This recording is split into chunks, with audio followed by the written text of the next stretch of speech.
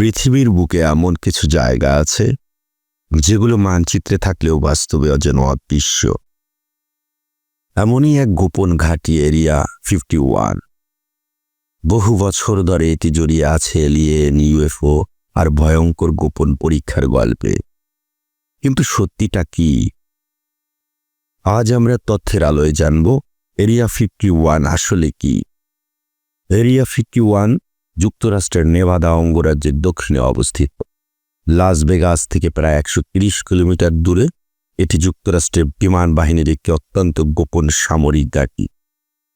বহু বছর ধরে সরকার এই ঘাঁটির অস্তিত্ব পর্যন্ত স্বীকার করেনি।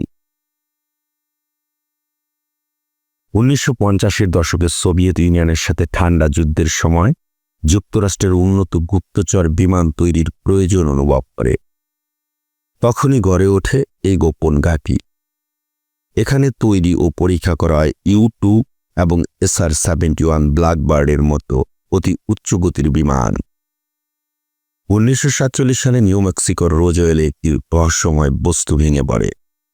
প্রথমে সরকার একে ফ্লাইং ডিস্ক বললেও পরে দাবি করে এটি একটি আবহাওয়া বেলুন।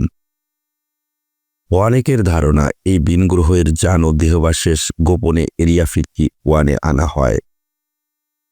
কিছু সাবেক কর্মচারী দাবি করেছে এখানে ভিনগ্রহের প্রযুক্তি রিভার্স ইঞ্জিনিয়ারিং করা হয়েছে, যদিও এসব দাবির পক্ষে কোনো প্রমাণ পাওয়া যায়নি।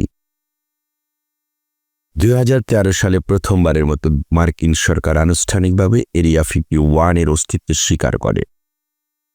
তবে তারা স্পষ্ট করে জানায় এটি কেবলমাত্র পরীক্ষামূলক বিমান ও সামরিক প্রযুক্তি উন্নয়নের জন্য ব্যবহৃত হয়েছে। এলিয়েন সম্পর্কিত সব দাবি তারা অস্বীকার করে। উচ্চগতির পরীক্ষামূলক বিমান সাধারণ মানুষের কাছে ইউএফও মনে হওয়াই ছিল স্বাভাবিক। সঙ্গে যোগ হয় কঠোর নিরাপত্তা, নিষিদ্ধ এলাকা ও গোপন নথি, সব মিলিয়ে রহস্য আরও ঘনীভূত হয়। হলিউড সিনেমা, ডকুমেন্টারি ও সোশ্যাল মিডিয়া এরিয়া 51-কে রীতিমতো কিংবদন্তিতে পরিণত করেছে। 2019 সালে স্টর্ম এরিয়া 51 ইভেন্ট প্রমাণ করে মানুষের কৌতূহল আজও কতটা প্রবল।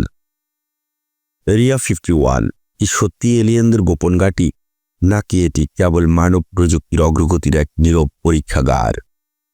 হয়তো সব সত্য আমরা কখনোই জানব না, কিন্তু একথা নিশ্চিত, এরিয়া 51 মানব কৌতূহলের সবচেয়ে রহস্যময় প্রতীকগুলোর একটি।